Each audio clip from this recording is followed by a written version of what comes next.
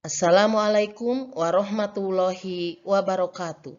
Perkenalkan, nama saya Yoyo Maesaro. Saya bertugas di SMA Negeri 1 Pasawahan, Kabupaten Kuningan, sebagai guru mata pelajaran ekonomi. Pada pertemuan ini, saya akan membahas materi kelas 10, yaitu tentang elastisitas permintaan dan penawaran.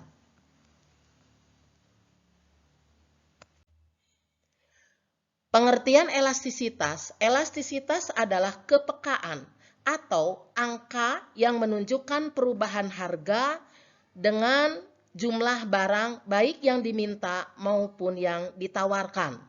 Di dalam elastisitas ini, kita akan mengetahui berapa kepekaan dari perubahan harga terhadap jumlah barang yang diminta.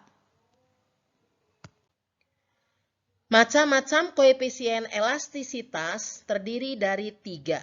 1. Ada elastisitas harga. Apa itu elastisitas harga? Elastisitas harga adalah perbandingan antara prosentase perubahan jumlah barang dengan prosentase perubahan harga barang. Yang kedua, ada elastisitas silang, adalah pengaruh perubahan harga barang X terhadap jumlah barang yang diminta. Jadi, rasio antara jumlah barang yang diminta dengan harga barang X. Dan yang ketiga, ada elastisitas pendapatan. Elastisitas pendapatan adalah pengaruh perubahan pendapatan terhadap jumlah barang yang diminta.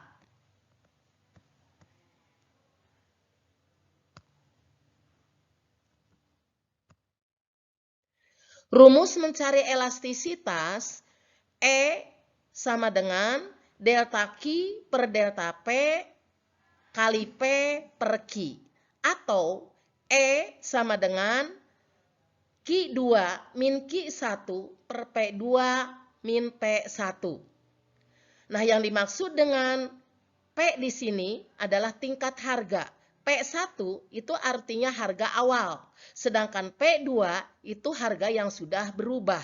Ada Q1. Q1 itu artinya jumlah barang awal dan Q2 yaitu jumlah barang yang sudah berubah. Macam-macam sifat elastisitas terdiri dari 5 sifat. Yang pertama, ada elastisitas yang bersifat elastis. Ini artinya jika E lebih besar daripada 1. Yang kedua, ada bersifat inelastis. Itu kalau E lebih kecil daripada 1. Yang ketiga, ada yang bersifat uniter, elastis, di mana E sama dengan 1. Dan yang keempat, ada elastis sempurna, di mana E sama dengan tak terhingga. Dan yang kelima, ada yang bersifat inelastis sempurna, di mana E sama dengan 0. Jadi, setelah kita menghitung, kalau hasil perhitungan itu E-nya menunjukkan lebih dari 1, itu artinya bersifat elastis. Kalau hasil perhitungan E-nya menunjukkan lebih kecil daripada 1, itu artinya bersifat inelastis. Apabila hasil perhitungan menunjukkan angka 1, itu artinya bersifat uniter. Dan apabila hasil perhitungan E-nya menunjukkan angka 0, ini menunjukkan bahwa sifat dari elastisitas itu adalah elastis sempurna.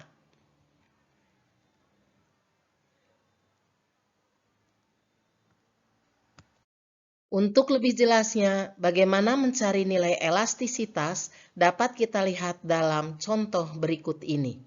Di sini ada sebuah tabel yang mana di dalam tabel tersebut terdapat harga barang dan jumlah barang yang diminta.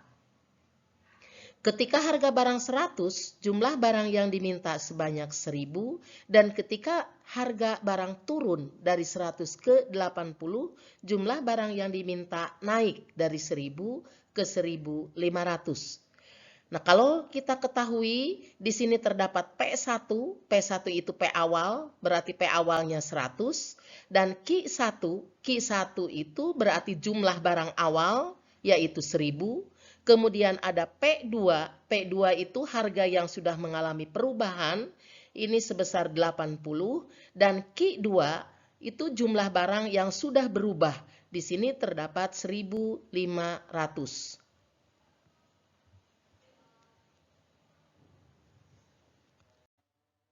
Setelah kita ketahui P1, P2, Q1, dan Q2, barulah kita masukkan ke dalam rumus elastisitas, di mana E sama dengan Q2 min Q1 per P2 min P1 kali P per Q. Q2 1.500 min Q1-nya 1.000 per P2-nya 80 min P1-nya 100 sama dengan P. P di sini adalah P awal yaitu 100 per Q. Dan Q di sini adalah Q awal yaitu 1.000. E sama dengan 1.500 dikurangi 1.000 itu menghasilkan 500 per 80 min 100 itu min 20 kali P per Q. P-nya 100, Q-nya 1.000. E sama dengan 500 kali 100 itu 50.000 per min 20 kali 1.000 itu min 20.000. Jadi E sama dengan plus dibagi min itu menghasilkan min. 50.000 dibagi 20.000 sama dengan 2,5. Jadi elastisitasnya sebesar min 2,5. Perlu kalian ketahui bahwa di dalam fungsi permintaan, walaupun hasil perhitungan itu menunjukkan angka min, ini dianggap positif. Karena di dalam permintaan tadi terdapat korelasi yang berlawanan arah, korelasi yang negatif antara P dan Q, antara harga dengan jumlah barang. Jadi, besarnya elastisitas ED sama dengan 2,5. Nah, ini artinya bahwa elastisitas permintaan ini bersifat elastis. Kenapa bersifat elastis? Karena ED lebih besar daripada 1. Terima kasih. Demikianlah video pembelajaran yang dapat saya sampaikan. Kurang lebihnya, saya mohon maaf. Semoga bermanfaat. Wassalamualaikum warahmatullahi wabarakatuh.